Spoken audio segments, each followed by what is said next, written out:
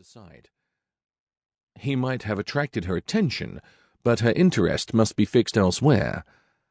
"Although I hope you have not set your sights on the Earl of Carrick, as he is already wed."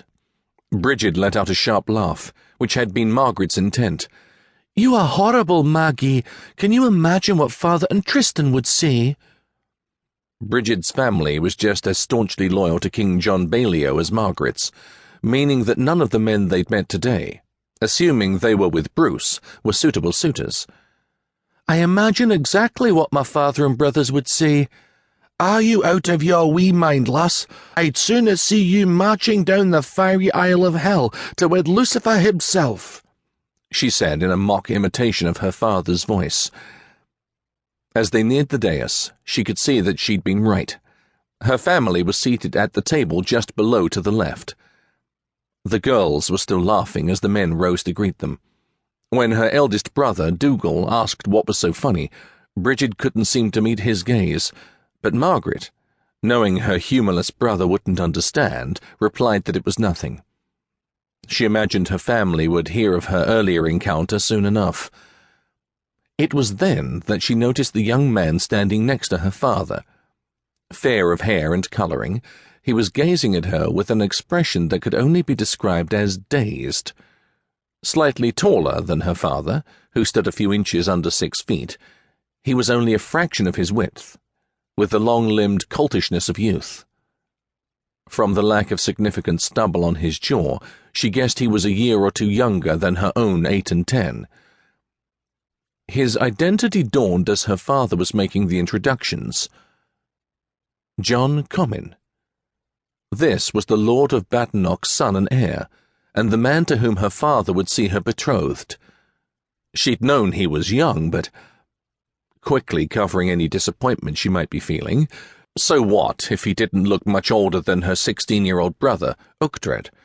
He was a fine-looking young man, and, more important, the son of one of Scotland's greatest lords.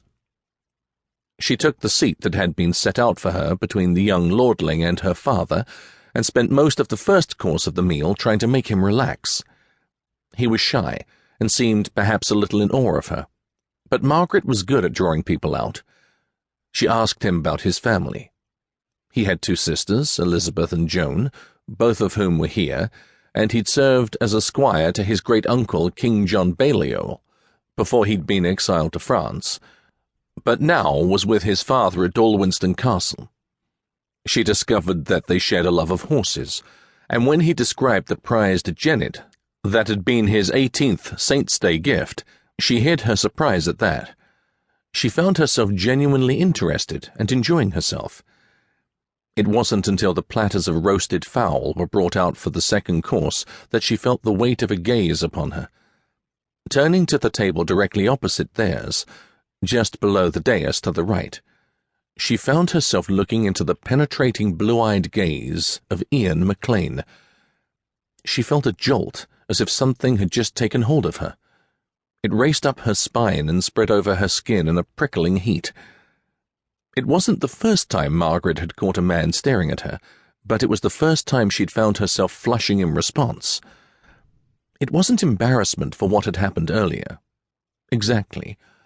At Garthland, there was nothing wrong with a woman asking a man to teach her how to play a game. Lud, it wasn't as if she'd asked him to teach her how to swim naked. Yet that's how every man in the room had looked at her. Although maybe naked wasn't something she should be thinking about when she was looking at Eoin MacLean, because she couldn't help wondering what his chest would look like when it wasn't covered in velvet and linen. He had such broad shoulders, and his arms were very large. He must be exceedingly muscular. The warmth in her cheeks intensified. She suspected it was wicked thoughts like that had made her blush in the first place.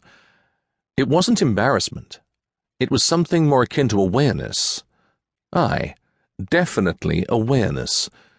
And if the intensity of his gaze was any indication, he felt it too. The connection was so strong it seemed they did not need to talk to communicate.